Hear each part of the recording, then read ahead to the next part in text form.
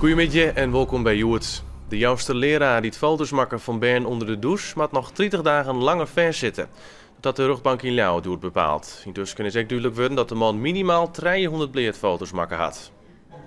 Dat is juist toen al gezien op de 2 informatiejoen bij de Van Clevenskwallen en Sportclub de Jouwer, dat de man jeugdtrainer wie.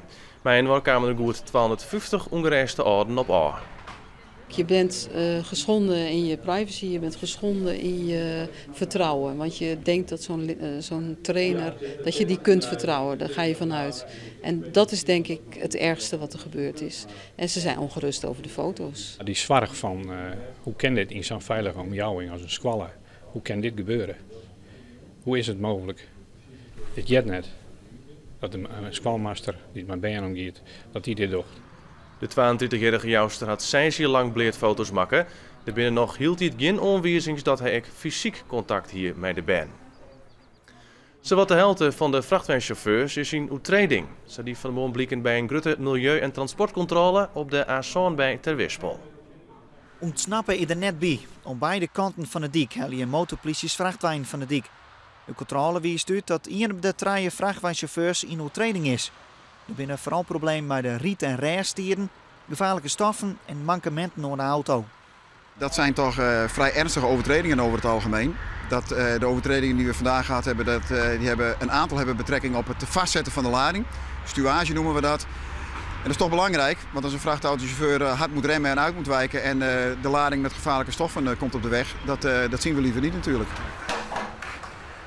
Zou het wel fijn zijn als de naam van mijn baas niet op staat? Nee, die komt er niet op. Op de Gediek had vannacht een wapende oervalwest op een wending onder Leien. Om 2 uur heen waren de bewoners wekker van het leven van Rijn en Tonger.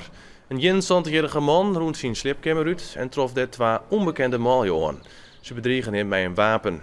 De dieren snijden nij uit. Mogelijk hadden oervallers bij haar vluchtactie een donkergroene fiets meenamen die het in een score stier. Nou vreed wordt duidelijk of de medewerkers van Imperial Tobacco op een Jouwer nog langer actie ondernemen. De rechtbank in Utrecht had juist de staking van de 300 medewerkers verbinden. De directie van de tabaksfabriek hier in Kwadpleit ontspant om een eind te maken aan de staking. In het fabriek was het manje te staakt omdat 60 medewerkers uitsluiten worden van een leersvereniging. Bij parasols en tuinstwallen hebben bewoners van het Raadhuisplein in Drachten van de middag actie viert.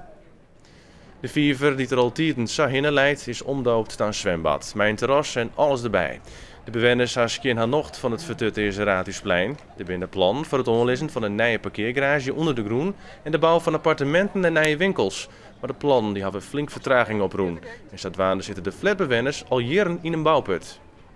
Als ze maar beginnen, dan gebeurt er wat. Dan kun je zien dat er voortgang in zit en dan lijkt er nog maar deer te wezen. Het is niks. Op het Sjoekelaan in Frensje wil op dit tijd hut werken aan een nieuwe gasmotten. Met een speciaal soort plastic wordt bezocht om het gas vlugger groeien te laten.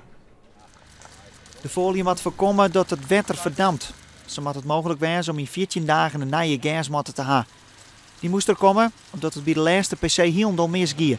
Het veld wie toch de Rijn heel sompig worden en daar toch vol slijn om gort spelen. De kans dat straks nog webbaat is liets. Nou, die uitspraak die doe ik net, maar zou het bewerkt hebben, kan ik haast wel zeggen dat het eigenlijk geen wetter weer op komen kan. Dat hoort in weer, dit is heel intensief draineren om het 2 meter en er is ook een wetterstelsel boeten online. Er zit een dubbel wetterstelsel in. Dus het moet het extreem wezen maar dat het gebeurt. Dan nog het waar. June vannacht droeg waar, 10 graden en kans op mist. Morgen is zinnen en temperaturen tussen de 15 en de 18 graden. En later op de dij dan is er kans op tongenbuien. Er zit een westenwind die matig op het vasteland en vrij krachtig is in het kustgebied. En ontzag weer het Frieske Nijs in Kwad. Meer op omroepfriesland.nl en om 6 uur in een nieuwe Joert. Graag tot dan.